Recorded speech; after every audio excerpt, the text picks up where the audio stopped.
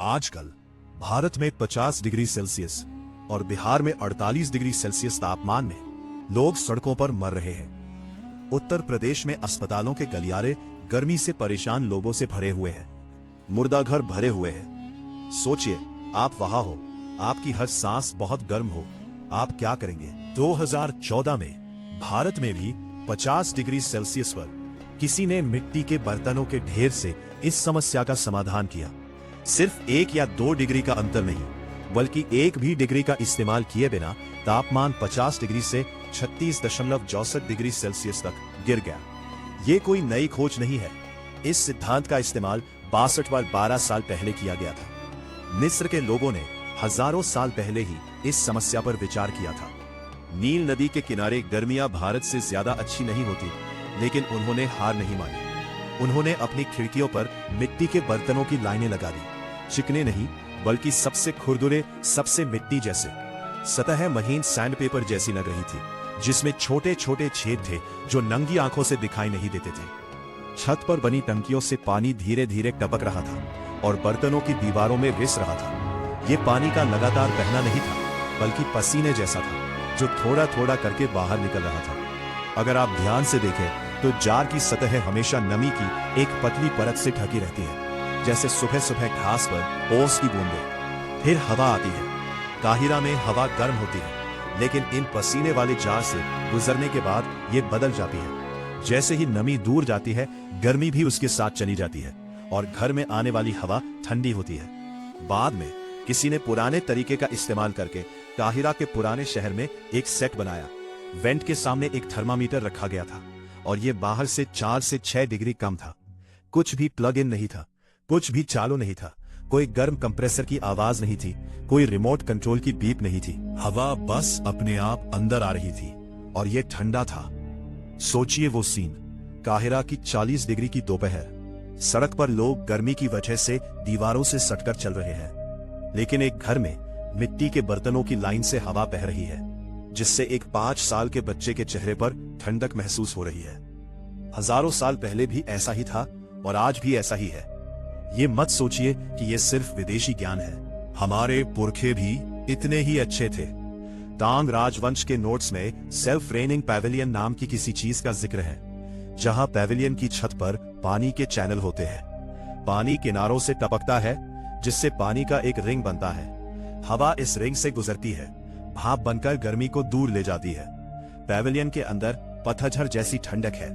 1300 साल पहले कोई कंप्रेसर नहीं थे, कोई कूलिंग सीजन नहीं था। एक पानी का चैनल आपके 1 हॉर्स पावर वाले एयर कंडीशनर को चला सकता था। उत्तर पश्चिम की ओर देखें, लोएस पठार पर गुफाओं में बने घरों को देखें, तुरपन के मिट्टी के घर। कई मीटर ऊंची मिट्टी की दीवारें दिन की गर्मी को असरदार तरीके से रोकती है। गर्मियों में अंदर का टेम्परेचर बाहर के टेम्परेचर से 10 से 15 डिग्री सेल्सियस कम होता है। जो कोई भी गुफा में रहा है, वो जानता है कि ठंड आपकी हड्डियों में समा जाती है। एयर कंडीशनिंग की सूखी ठंड नहीं, बल्कि धरती से पूरी तरह घिरे होने का एहसास।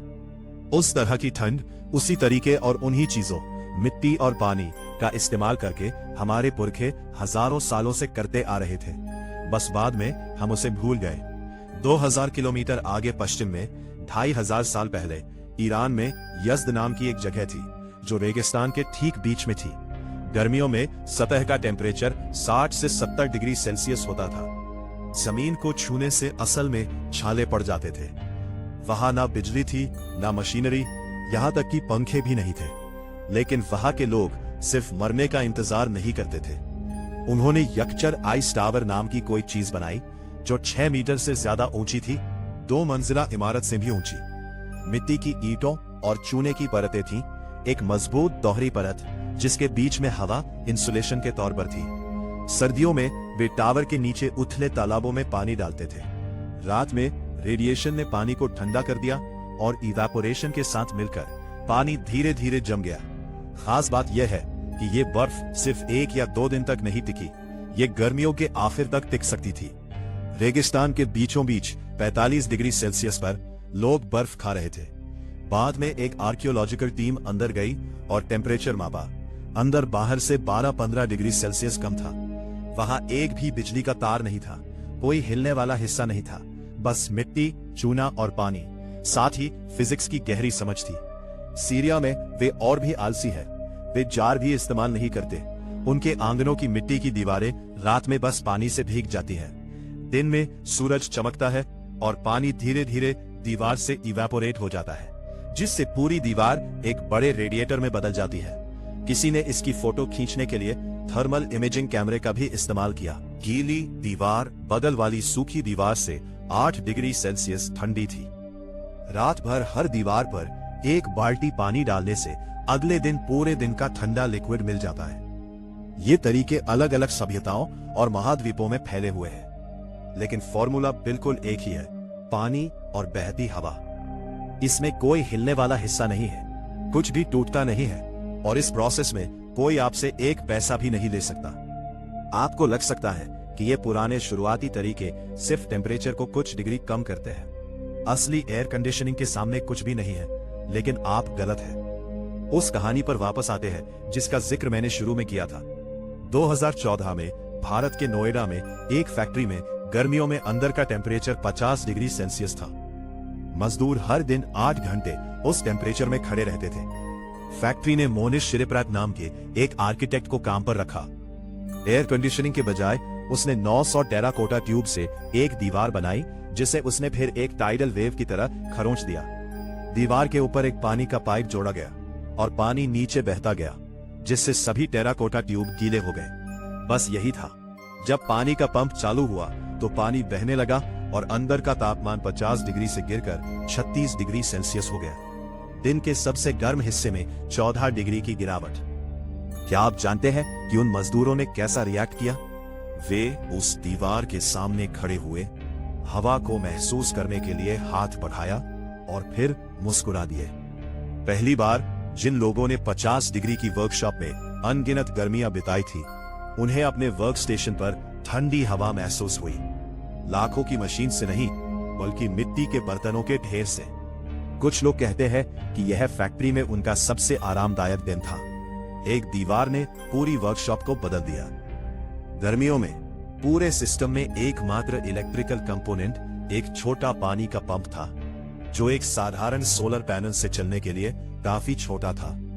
पूरी दीवार को 1 घंटे तक चलाने में 0.63 किलोवाट घंटे से भी कम बिजली खर्च होती थी, जो आपके लिविंग रूम में कई लाइट बल्बों के कुल आउटपुट से भी कम थी।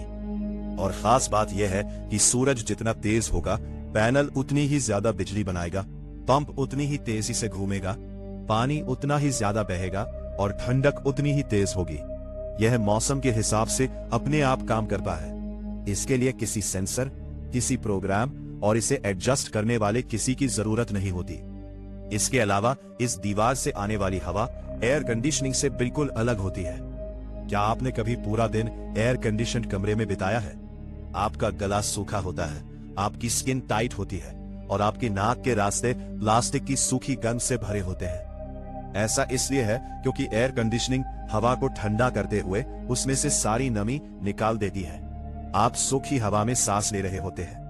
यह मिट्टी की दीवार इसका उल्टा है। यह हवा को ठंडा करते हुए उसमें नेचुरल नमी की एक परत जोड़ती है और इससे आने वाली हवा में एक अनोखी खुशबू होती है। गर्मियों की बारिश के बाद गीली मिट्टी की गंध। रिसर्च में पाया गया है कि यह खुशबू दिमाग को असली तापमान से भी ठंडा तापमान महसूस कराती है और ये मूड भी अच्छा करती है। एक मशीन जो आपको ठंडा करती है और एक दीवार जो आपको ठंडा महसूस कराती है, ये दो अलग अलग चीजें हैं। हमवर में लगी 900 पीच ट्यूब का इतना जबरदस्त असर क्यों हो सकता है? आप इसे ऐसे सोच सकते हैं, जब आप अपनी हथेली पर सांस लेते हैं तो ये गर्म होती है ना? लेकिन अगर आप अपने होंठ भींचकर हवा बाहर निकालते हैं तो ये तेजी से ठंडी हो जाती है। हर पीच ट्यूब यही करती है। जब हवा को ट्यूब में जबरदस्ती डाला जाता है तो ये तेज हो जाती है। इस घटना को फ्लूइड मैकेनिक्स में वेंचुरी इफेक्ट के नाम से जाना जाता है। तेज हवा गीली ट्यूब की दीवार से ज्यादा कसकर चिपक जाती है। इसका कांटेक्ट टाइम ज्यादा होता है और ये ज्यादा तेजी से इवेपोरेट होती है। इससे ज्यादा गर्मी निकलती है।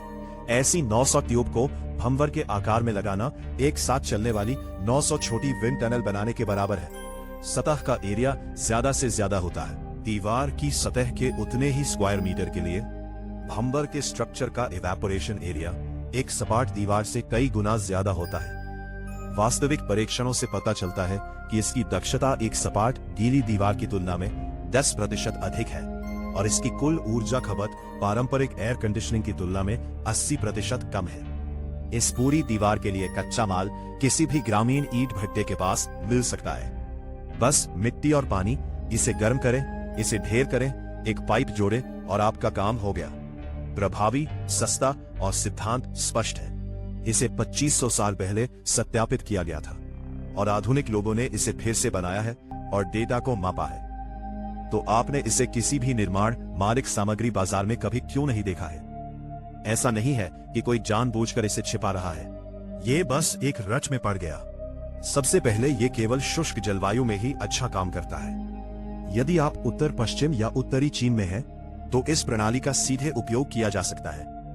लेकिन अगर आप यांगत्सी नदी डेल्टा, पर्ल नदी डेल्टा या चेंगडू गर्म और आर्द्र क्षेत्रों में हैं, तो हवा लगभग नमी से संतृप्त है, जिससे वाष्पीकरण असंभव हो जाता है। फिर ये कोई रेडीमेड प्रोडक्ट नहीं है जिसे आप खरीद कर घर ले जा सके। इसका कोई ब्रांड नहीं है, कोई मॉडल नंबर नहीं है, कोई पैकेजिंग नहीं है।